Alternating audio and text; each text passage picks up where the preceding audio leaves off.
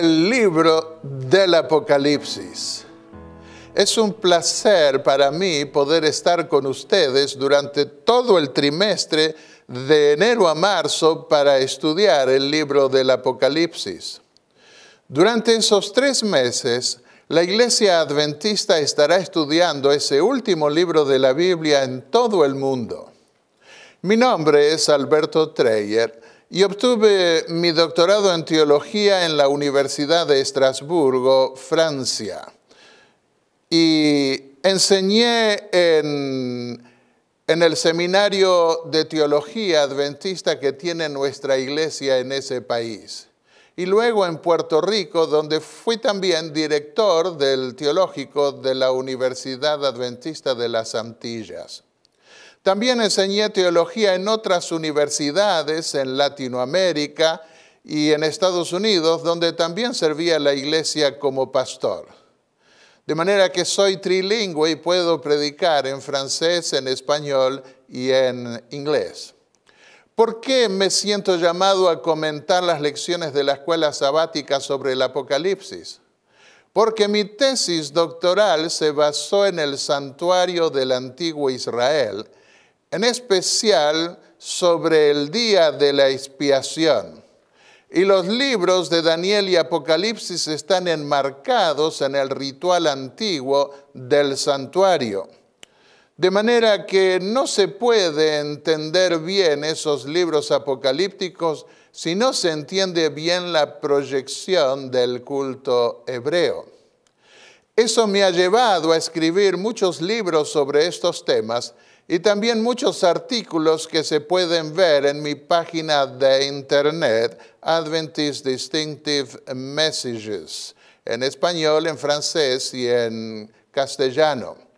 Y ustedes pueden ver algunos de mis materiales, les puedo mencionar aquí. Esta fue mi tesis doctoral, The Day of Atonement and the Heavenly Judgment.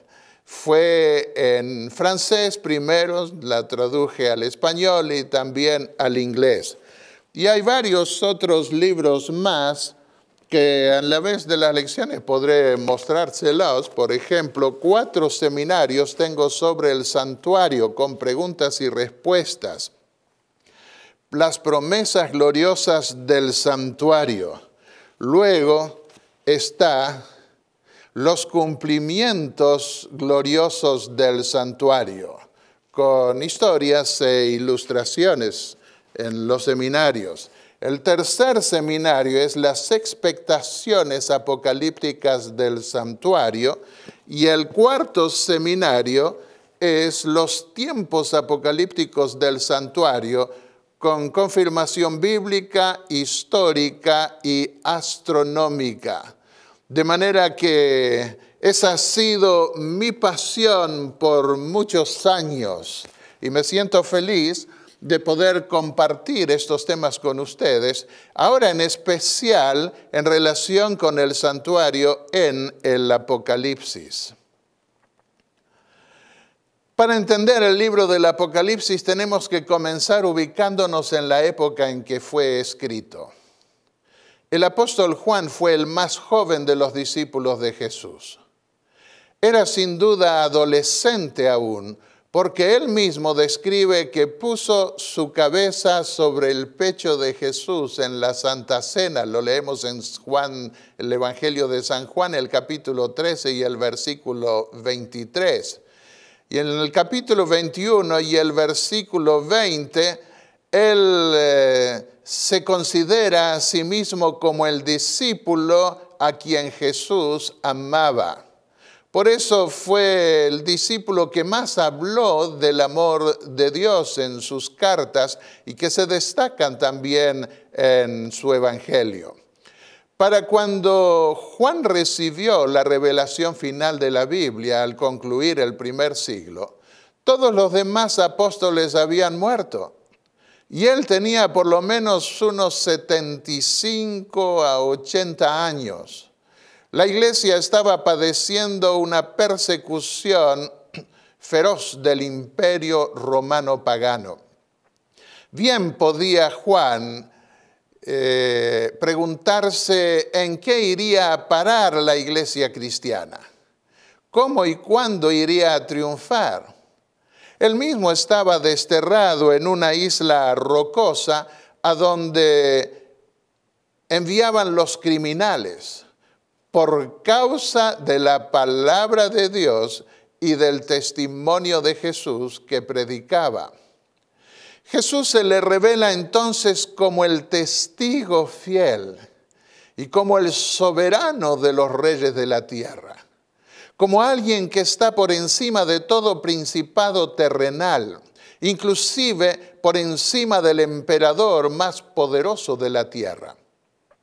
Y viene a revelar a su apóstol y por medio de él a la iglesia las cosas que deben suceder pronto. Eso lo leemos en el primer versículo del Apocalipsis. En esa revelación del Apocalipsis, la mirada del apóstol es dirigida hacia lo que debía ocurrir en el futuro. En visión panorámica puede ver los conflictos por los que va a pasar la iglesia, la caída del imperio romano y el surgimiento del anticristo que lo sucede en Roma, hasta el triunfo final del evangelio y la recompensa eterna de los redimidos. El Apocalipsis está así basado en el futuro. Recordemos que Juan está ya concluyendo el primer siglo, unos 60 años después de la crucifixión y de la entronización de Cristo en el cielo como nuestro Rey y sumo sacerdote. Juan lo ve oficiando entre los candelabros del templo celestial que representan las iglesias del Asia que había levantado el apóstol Pablo. Y cuando Jesús pasa a revelarle la segunda visión, le dice que va a mostrarle las cosas que debían suceder después de esa intercesión en el lugar santo. A partir de entonces, el apóstol puede ver cómo la corte final de juicio en el lugar santísimo del templo celestial revisa el testimonio dejado por la iglesia a lo largo de los siglos y la manera en que Dios cumplió con su parte en el pacto de proteger a su iglesia mediante sus juicios contra el imperio opresor. Esto lo vemos más en detalle en las siguientes lecciones. Ha solido dividirse el libro del Apocalipsis en dos mitades. La primera va de Apocalipsis 1 a 11 y enfoca el recorrido de la iglesia cristiana y del imperio opresor desde los días del apóstol hasta el juicio final y la venida del Señor en series de 7 eventos sobresalientes. En su parte final de cada serie se anticipa la victoria de los redimidos, quienes alaban a Dios frente al trono mismo de la deidad. La segunda mitad va de Apocalipsis 12 al 22 y proyecta una visión más universal del conflicto entre el bien y el mal. Esa visión parte de la rebelión del ángel rebelde al que llama serpiente antigua y diablo y su expulsión del cielo con la tercera parte de los ángeles de Dios. Allí está comprendida también la historia del antiguo pacto hecho por Dios con el antiguo Israel, el nacimiento del Hijo de Dios y la persecución que el diablo lanza contra su descendencia espiritual, hasta la crisis final que se da con el último remanente fiel que queda del cristianismo. A ese remanente lo revela como guardando los mandamientos de Dios y teniendo el testimonio de Jesús. Llama la atención que el Apocalipsis cuenta la historia futura del remanente perseguido. Allí se ve claramente que este mundo no será convertido, sino que será destruido junto con todas las naciones rebeldes. Esto contrasta grandemente con los sueños actuales de unir las naciones y las religiones en un imperio universal, con el presunto propósito de lograr un mundo mejor. Esa convergencia terrenal está prevista en el Apocalipsis como un intento del príncipe usurpador de este mundo en que quiere ser alabado, adorado y así impedir que reine supremo el Señor en esta creación. Los que se salvarán, sin embargo, no serán las multitudes, tristemente, sino un remanente de la cristiandad que fue perseguido a lo largo de los siglos por el Imperio Romano y luego por el anticristo que ocupó su trono en medio de la cristiandad. También precisa el Apocalipsis los 3 mensajes básicos que pregonará ante el mundo el resto fiel que el Señor prepara para enfrentar la crisis final. ¿En qué termina el gran conflicto entre el bien y el mal? En la destrucción del ángel rebelde y de sus huestes angelicales y terrenales. Todos los malvados serán quemados en el lago de fuego y nunca más se levantará la rebelión. La dicha y la paz universales, unidas a las alabanzas celestiales de toda criatura, llenarán el vasto universo. El trono de Dios y su ciudad capital descenderán del cielo para habitar aquí, en este mundo que se reveló, ahora transformado en un nuevo Edén y en una nueva creación que suplantará la antigua creación que el hombre arruinó. Bienaventurado el que lee y los que oyen las palabras de la profecía y guardan las cosas que están escritas en ella, dice el Señor a través del apóstol Juan, porque el tiempo está cerca. Apocalipsis 1:3. Esta declaración del apóstol sigue al anuncio que Jesús le dio sobre lo que debía suceder pronto en el versículo 1. ¿A qué se refieren Jesús y su apóstol con esa urgencia? Sin duda, a la segunda venida de Cristo que la iglesia esperaba con ansiedad. Vuelve a insistir el apóstol o Jesús a través del apóstol en la cercanía de su venida en su último capítulo, para mostrar a sus siervos las cosas que pronto han de suceder, Apocalipsis 22:6. Y agrega seguidamente, he aquí, yo vengo pronto, bienaventurado el que guarda las palabras de la profecía de este libro. Contrariamente a la orden que el ángel le había dado al antiguo profeta Daniel, a Juan le dice el ángel que no selle su libro porque el tiempo está cerca. Versículo 10. Y siendo que Daniel había sellado en su libro las cosas que pertenecían al tiempo del fin, el llamado a Juan de no sellar su revelación implica que Juan fue llevado en visión a ese tiempo final y desde esa perspectiva la venida del Señor estaba cerca. He aquí yo vengo pronto, dice el Señor, y mi recompensa está conmigo para recompensar a cada uno según sea su obra. Versículo 12. Y una vez más insiste el Señor, el que testifica de estas cosas dice, sí, vengo pronto, Apocalipsis 22:20. Ahondemos un poco más en este punto. Han pasado casi 2000 años desde los días de Juan y el Señor no ha venido aún. Y de hecho Jesús le revela a Juan todas las vicisitudes futuras que sus seguidores iban a pasar en la tierra antes de volver. También el apóstol Pablo había escrito a los romanos, el Dios de paz aplastará pronto a Satanás debajo de vuestros pies. Romanos 16, 20.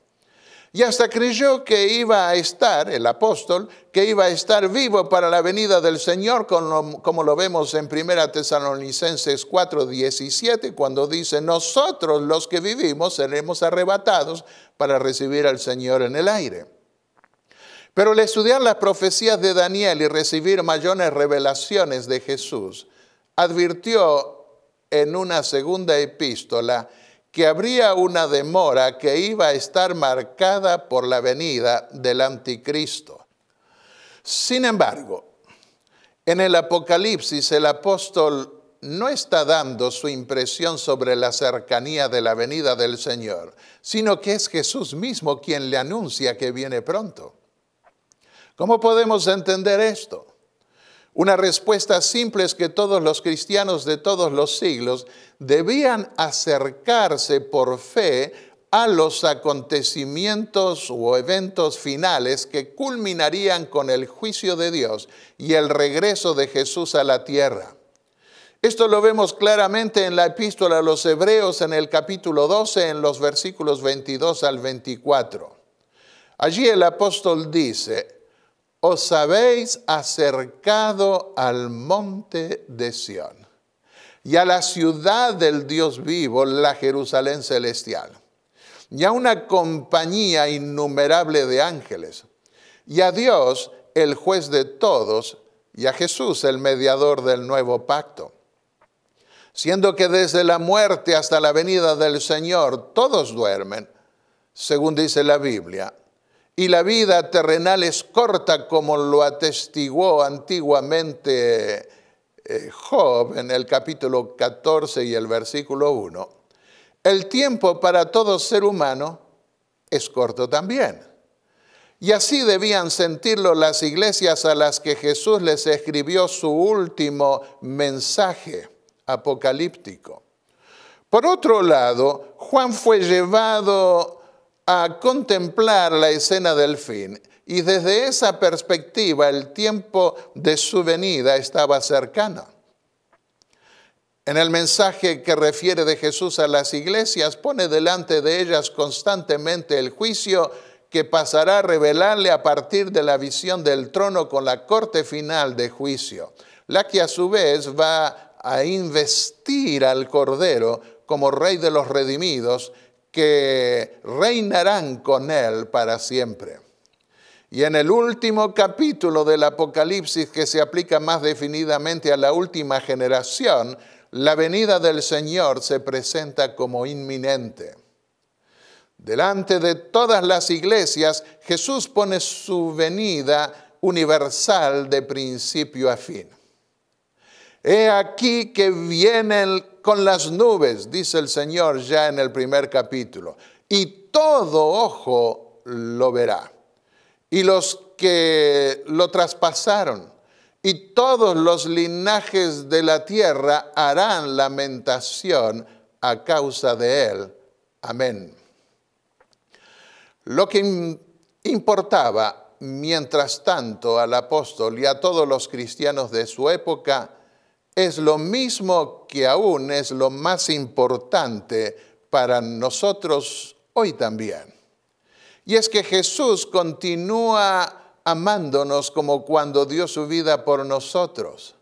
Es además el testigo fiel, quien no ha cambiado, sino como dice el apóstol Pablo en la epístola a los Hebreos, el capítulo 13 y el versículo 8, Él es el mismo ayer, hoy y por los siglos. Él es el primero en importancia en haber resucitado, lo que garantiza que nosotros también vamos a resucitar. Y es también el soberano de los reyes de la tierra, confirmando lo que dijo después de resucitar, que todo poder le había sido dado en el cielo y en la tierra. Pero retiene su mano para no ejercer todo ese poder aún, hasta que sus enemigos sean puestos por estrado de sus pies. Hebreos 10, versículo 13. Será útil tener en cuenta desde el mismo comienzo que hay dos coronaciones en el ministerio de Jesús en el cielo. La primera de ellas está enfatizada en la epístola a los Hebreos y tiene que ver con la inauguración del templo celestial, con Jesús como rey y sumo sacerdote en un reino de mediación, según el orden de Melquisedec. La segunda se enfatiza en el Apocalipsis como el segundo David, pero ahora sobre la nueva Jerusalén, sin más relación con el pecado ni con su reino sacerdotal. Esa segunda coronación se da en el contexto del juicio final, donde el Cordero será precisamente también Rey de Reyes y Señor de Señores. Que Dios los bendiga en el maravilloso estudio que estamos iniciando del Apocalipsis. Amén.